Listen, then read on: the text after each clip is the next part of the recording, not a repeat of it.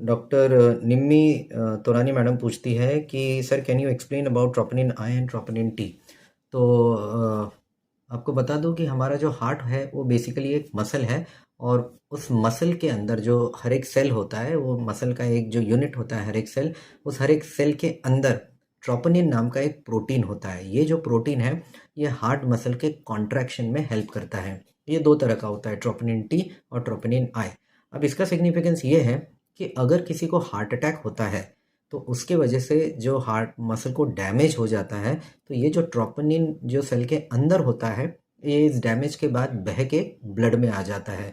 और इस वक्त पे अगर हम ब्लड में ट्रोपोनिन का लेवल चेक करें तो वो फिर हमें हाई मिलता है। तो इस तरह से बढ़ा हुआ ट्रोपोनिन हार्ट अटैक का एक मार्कर है। अब इसका इसमें दो तीन बातें ध्यान देने लायक है। पहली बात कि जैसे ही हार्ट अटैक होता है वैसे ही ट्रोपोनिन का लेवल तुरंत हाई नहीं होता है। इसको हाई होने में 3 से 6 घंटे लगते हैं। फिर इसका पीक लेवल करीब 12 से 24 घंटे में आता है और उसके बाद करीब 1 से 2 हफ्ता तक ये ब्लड में रहता है। जो ट्रोपोनिन टी है वो ज़रा ज़्यादा समय तक रहता है, 2 हफ्ते तक। ट्रोपोनिन आई जो है वो करीब 7 से 10 दिन तक ब्लड में रहता है।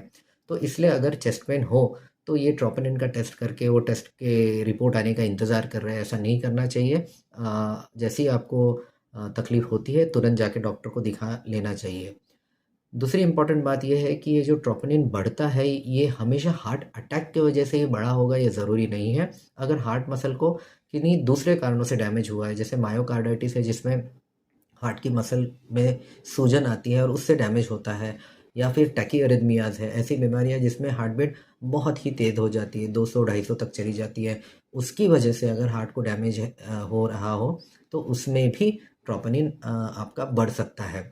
इसको चेक करने के लिए usually spot test kits available रहते हैं, जो हॉस्पिटल के कैजुअल्टी में या इवन डॉक्टर के क्लिनिक्स में भी होते हैं। बस एक बूंद आपका ब्लड लेंगे, वो मशीन में डालेंगे, वो ट्रोपोनिन पॉजिटिव है या नेगेटिव है वो तुरंत ही पता चल जाता है। तो ये हो गया ट्रोपोनिन्स के बारे में।